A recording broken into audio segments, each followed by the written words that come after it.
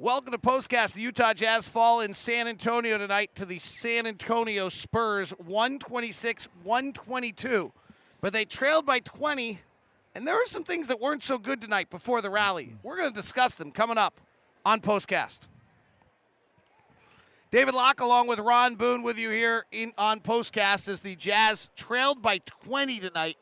The rally's nice, and they got late, and there's a Malik Beasley three that if had it gone in, it would have been a one-point game, and the Spurs are the worst team in the NBA by a million miles in the fourth quarter. You kind of felt like they could have collapsed, but they didn't. And the fact of the matter is the Jazz were down 20 against the San Antonio Spurs team that lost 15 of 19, and I think we could get lost tonight by focusing too much on the last 4 minutes, because to me, the first 44 are probably more important for the future of the Utah Jazz and what's going on with this team. I totally agree with that. Totally agree. I mean, it's not so much that the shots were not falling. It was the type of shots that the San Antonio Spurs were getting and what the Jazz were doing to let them have those type of shots. And we mentioned earlier 74 points in the paint. A lot of that was because of that. The Spurs finished taking 47% of their shots tonight at the rim. Now, to give the Jazz credit, the Jazz took 41% of their shots at the rim. Like, it is virtually impossible to get more than 40% of your shots at the rim on a given night. Spurs got 39 shots at the rim. They got in the first half, they went 16 of 21 at the rim. In the second half, they went 14 of 18 at the rim. They sliced up the Jazz defense to get to just on the rim all the time. The Jazz defense was a million times better when Walker Kessler was on the floor, but he didn't stay on the floor very long because they were attacking the rim so much they got Walker Kessler in foul trouble. Yeah, for 2 early fouls in the first quarter, then he picked up 2 early fouls in the second quarter, kind of took him off the floor. But again, you know, the points, the way they were getting points is just unbelievable. I thought, David, and I said this over there, that I thought the Spurs did a better job, and the reason they had so many points in the paint was of running the same offense than what the Jazz were able to do. And turning the corner and with Vassell, Jones, Johnson, you know, those guys, that they did a great job of running that offense. So what were they doing? What were they doing to get on the rim all night long? Well, the pick and roll, first of all. And anytime you have a drop big, we run a drop big with Kessler, they run a drop big there with Pirtle. So who got the better part of that, you know, with their offense? It was the San Antonio Spurs. Mid-range jump shot, or they're able to get all the way to the rim. It was just the fact that they were better at it. The weak side action, a lot of times we thought the Jazz were going to go under on some of those screens. They were going over the top, and they were still able to turn the corner and get into the paint. Just adjustments. I don't know if it's adjustments on the fly that the San Antonio Spurs were making individually, or it was something they were paying a lot of attention to. Tonight when Walker Kessler was on the floor, the Spurs shot 16 of 35. That's good. That's right. But it's below 50%. When Walker Kessler was off the floor tonight, the Spurs shot I've got to update the number here. The Spurs shot 32 of 52, it looks like. 32 of 52, Ron. Yeah, and that's an example of what I'm talking about right there. I mean, Kessler is going to protect the rim. He's going to challenge shots, and then teams are not going to get to the rim. But still, that mid-range jump shot that they were able to make there really makes a big difference. This shows how important he is to what the Jazz want to do defensively, even if they're dropping him as a big. So on the offensive side of things, the Jazz tonight scored 26 in the first. In the first half of the second quarter, they go 0 for 11 to start the night. This was a team that at one point in time this year was in the top 5 in the league in assist-to-field goal rate. Since November 28th, they're now in the bottom 4 of assist-to-field goal rate. Tonight they end up having 22 assists on 39, or 20 assists on 39 field goals. That will keep them in the bottom 4. What has happened that this team is not an assist-generating offense anymore? I think the ball is stopping a little bit more than it did at the beginning of the year. the lineup really makes a big difference. And Kelly Olynyk has missed the last four games. That has a lot to do with the ball stopping. Meaning Beasley's in the lineup. He's a scorer. He's a shooter. He likes the three. Clarkson, and then you got Collins, Sexton there as well. So the style of play changes a little bit when all three of those guys are on the floor at the same time, whereas if Kelly Olynyk was on the floor there, you'll see a little bit more of what Will Harding wants out there on the floor as far as moving the basketball, weak side action, that type of thing. How much did you just put tonight into make or miss? I mean, they take a lot of shots at the rim, but so do we. Yeah.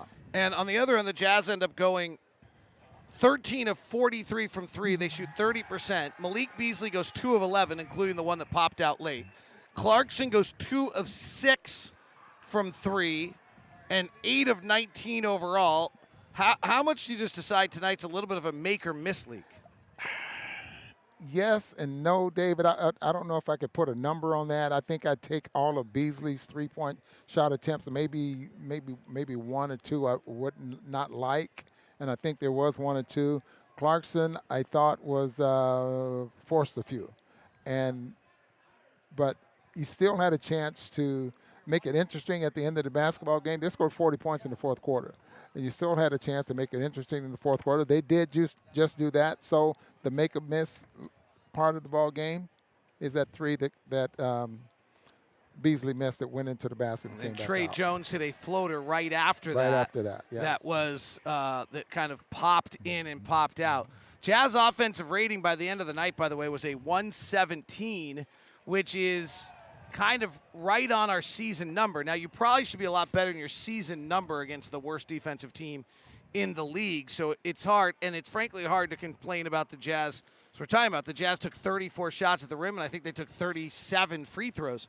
So it's not one of those things where you just settled for outside shots and then they didn't go. You actually had pretty good shot distribution. The defense, though, tonight I think would be problematic. And as you're saying, the Spurs have very much played the Jazz game at a better level than the Jazz did. All right, here's what the mystery to me now, okay?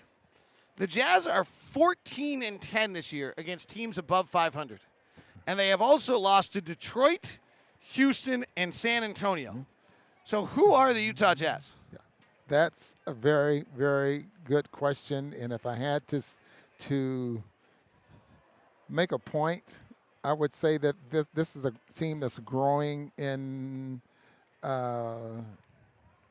together, a team that's needs and I don't know that will get better going forward. I just don't think that just because they've lost to those teams that it's something that you should be really concerned about. I mean, these are professional teams. Matchups make a big difference in this league, and there are going to be some teams that the Jazz have no chance of beating. And then there's I think we might have seen that in Milwaukee and Cleveland. Yeah, but then there's teams that, you score 117 points. What if the Jazz were under their points possession? Well, right. Yeah, against this team. But you really shouldn't even be story. average, right? You should be well above your average because you're playing a bad defensive team. This is the night where you should really feast. Yeah. And they did not do that. So not a great night by the Jazz, frankly. They rallied, and they've left us with a decent taste in their mouth.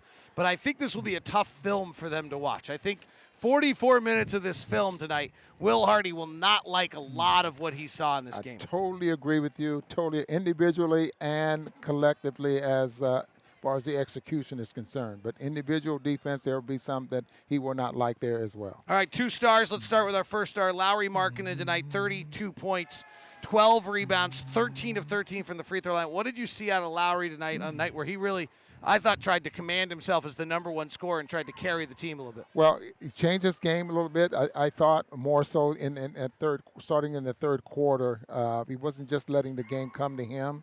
He started taking the ball to the basket. I think he got something like 12 in that third quarter. I think he got 1 field goal, and the rest of them was free throws. So he changed his game, started going to the basket, to get to the free throw line. And now, when that starts to happen, then you can make some outside shots because now they're starting to play you for the dribble drive. 13 free throws tonight. He was 10 for 13 from the field, and I think most of those came in the fourth period, not the third period. I'm going to go my second starter tonight's Mike Conley, really because I held an extended conversation with him before the game about how the knee was coming along, and he'd never dealt with a knee problem at any point in his career. He's had some, muscle issues, and he said that he's had to learn how to change the way he's landing on his front foot on the shot, and had been working on it to get it to, because it just didn't feel right otherwise.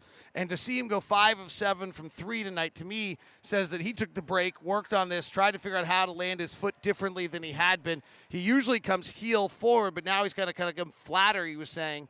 And so credit to Mike Conley for kind of adjusting his game and dealing with this injury and going 5 for 7 from 3 tonight. I'm in total agreement with you, with him, and he needed to have a game like he had tonight. He shot the basketball very, very well.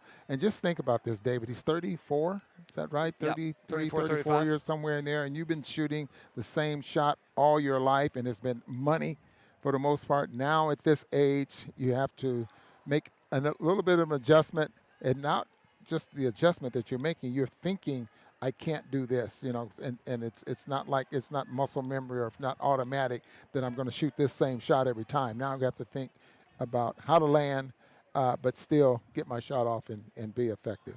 That is POSTCAST tonight. We'll talk about it some more tomorrow on Locked On Jazz from the Bay Area. Thanks very much for tuning in today. Hope you're doing great. Hope you've had a nice holidays. We'll be back with you. Jazz Warriors next, and then Jazz Kings before the trip is over. Domantas Sabonis report may actually be all right. He's questionable for their next game after his hand